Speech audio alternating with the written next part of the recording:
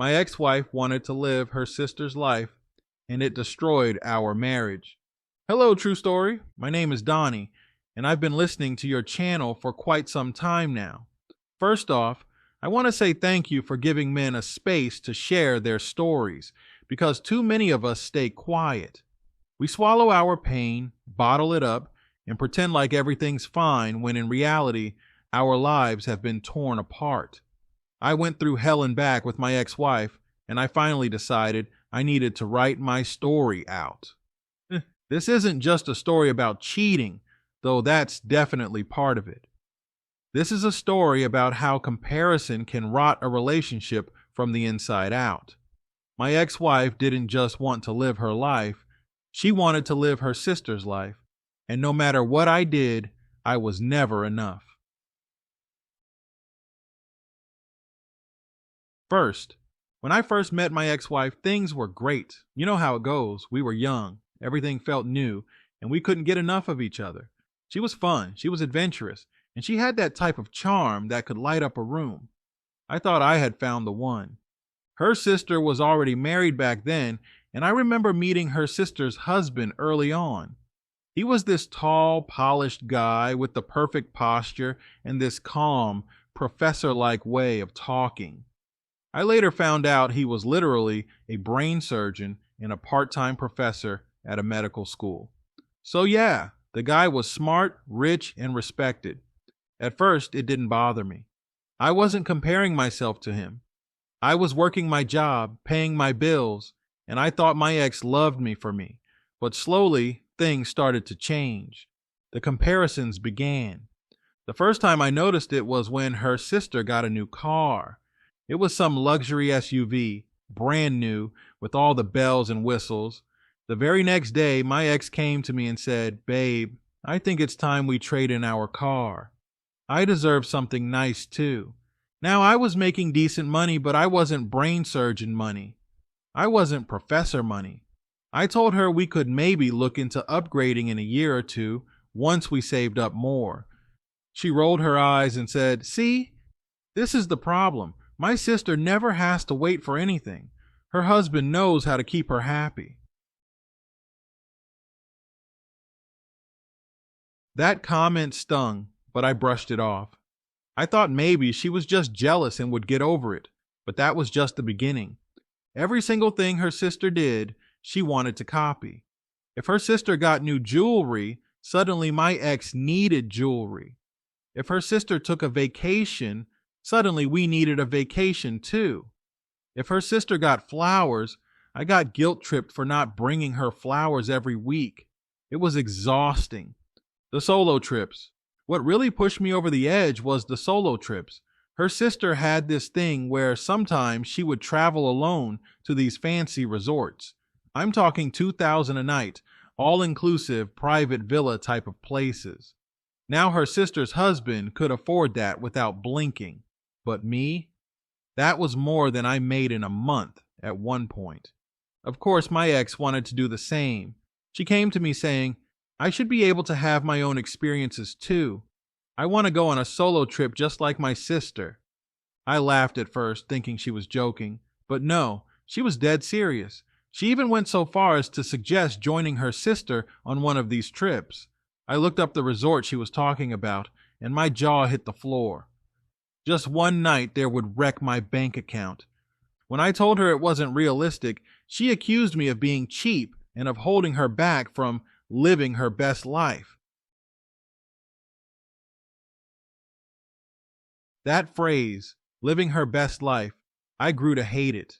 Every time she said it, I knew it meant she wanted something expensive, unnecessary, and unreasonable. Happy wife, happy life. For years, I bought into the whole happy wife, happy life nonsense. I bent over backward trying to keep up with her demands.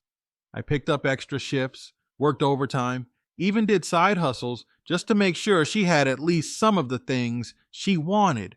But no matter what I did, it was never enough. If I got her flowers, she wanted jewelry. If I got her jewelry, she wanted a trip. If I planned a trip, she wanted it to be a luxury trip. And if I couldn't deliver, I was a failure as a husband. Let me tell you right now, true story. That phrase, Happy wife, happy life is the biggest scam ever sold to men. Because here's the truth. A wife who is never happy with herself will never be happy no matter what you do. The breaking point. The breaking point came during one of our biggest arguments. I was tired. I had been working crazy hours and still getting criticized at home. She started in on me again about how her sister just got another new car and how she was embarrassed driving around in our old piece of junk. I finally snapped. I told her straight up, I'm done trying to compete with your sister's life. If you want her husband so bad, go live with them. But I'm not killing myself financially just so you can play princess. That's when she dropped the bomb on me. She looked me dead in the eye and said, you don't have to worry about that anymore. I've been seeing someone else anyway. He's one of her brother-in-law's friends. He's a doctor too.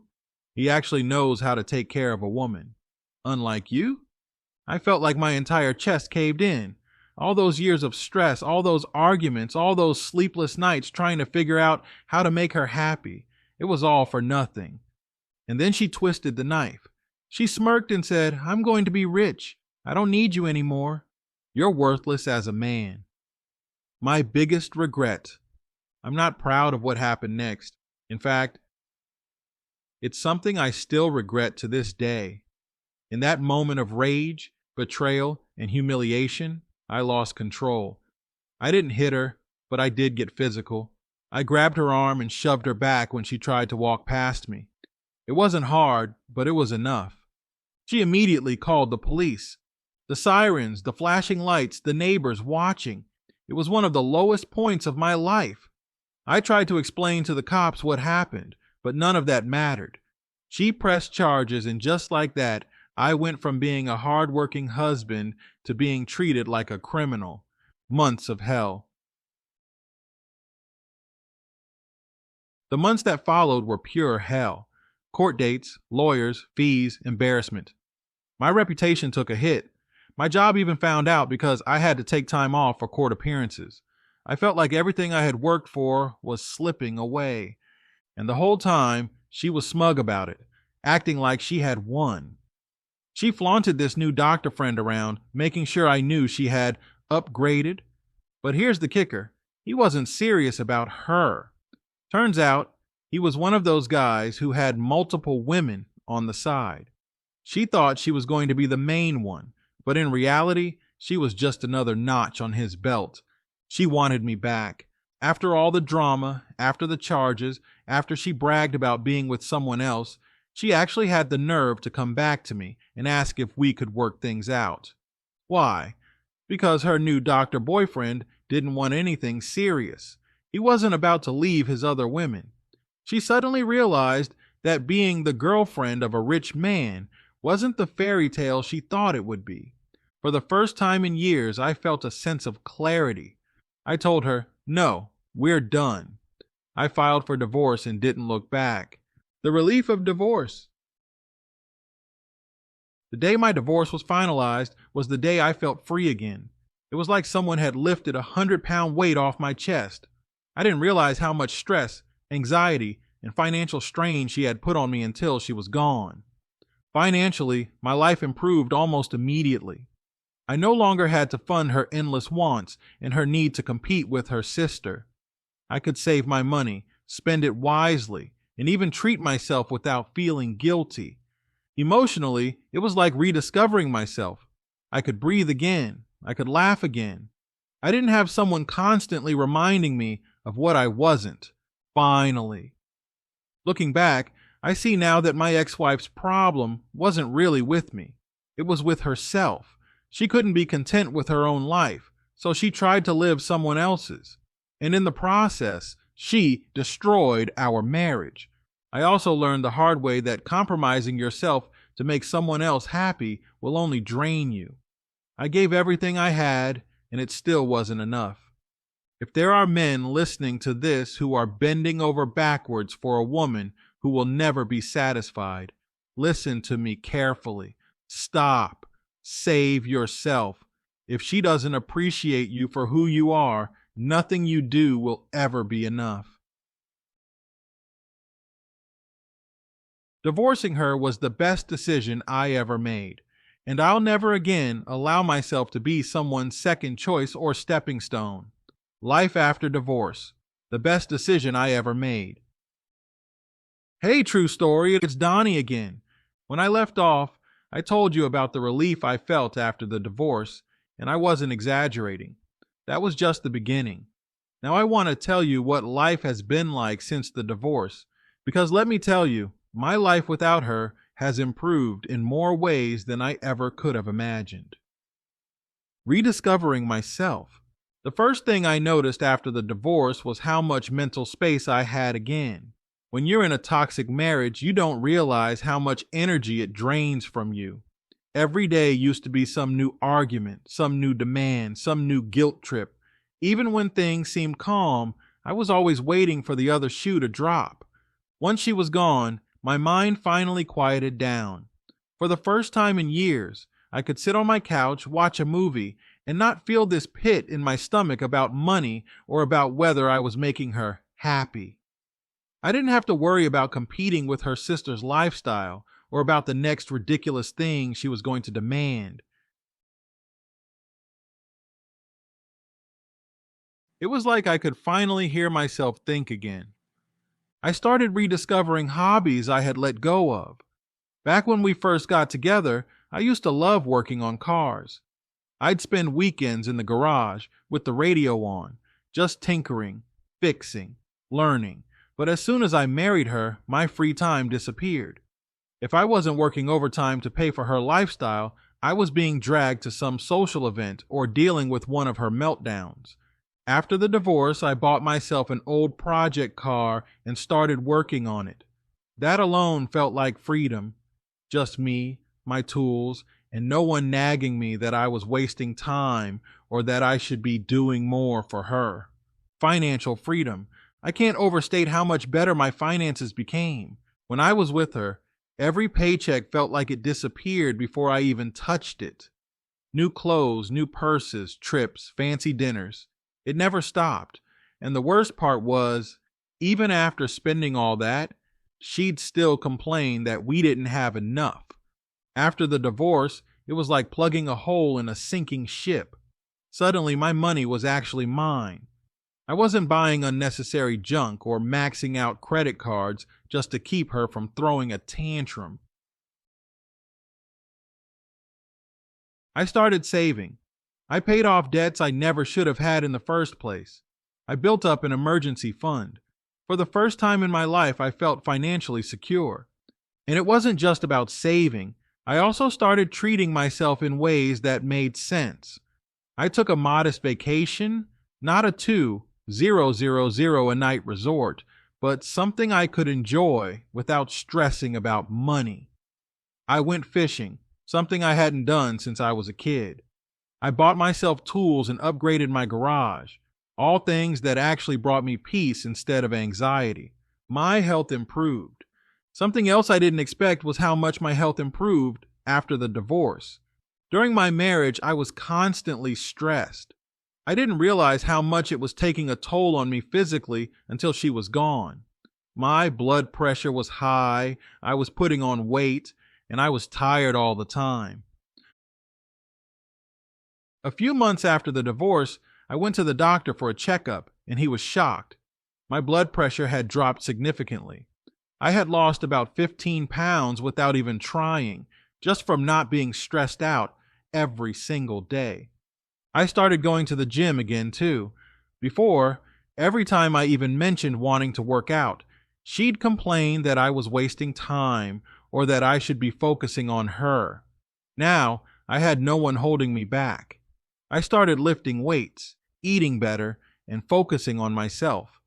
And let me tell you, walking into that gym, lifting heavy and knowing I was doing it for me, it felt amazing.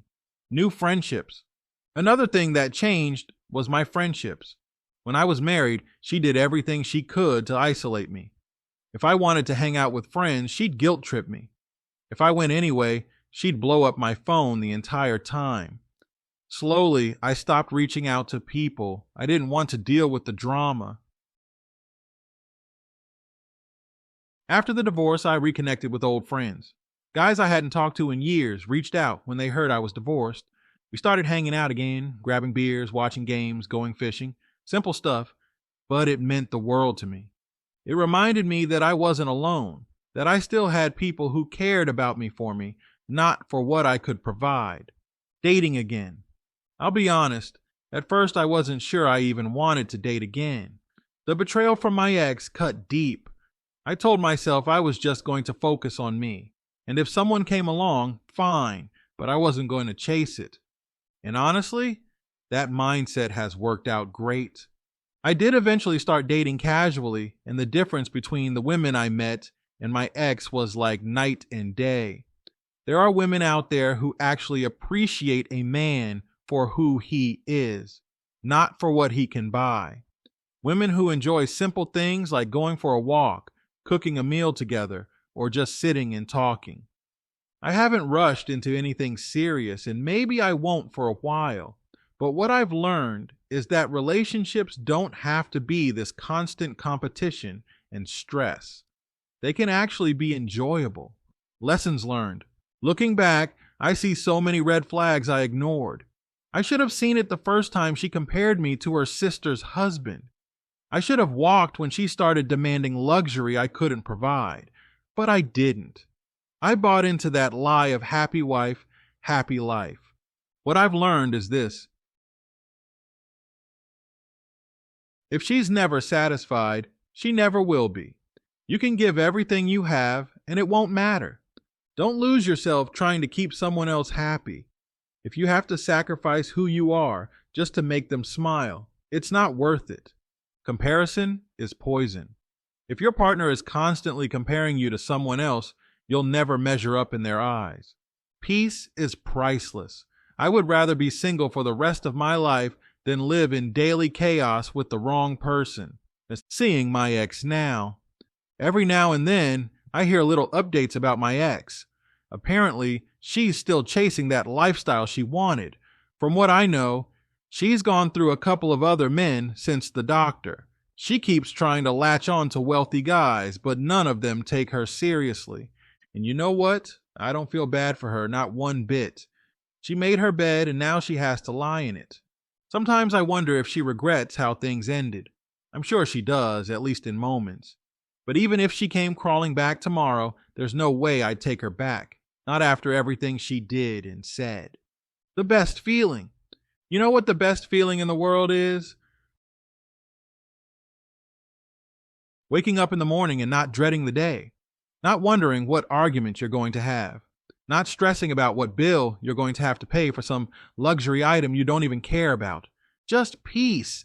That's what divorce gave me. Peace, freedom, and the ability to live my life on my own terms again. Final words.